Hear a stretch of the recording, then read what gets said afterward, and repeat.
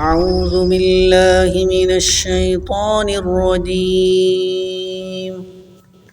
بسم الله الرحمن الرحيم. قل أعوذ برب الفلق من شر ما خلق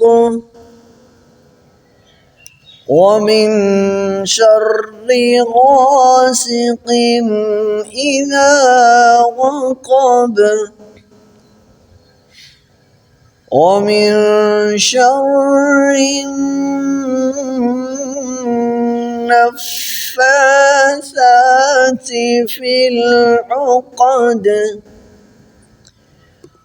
ومن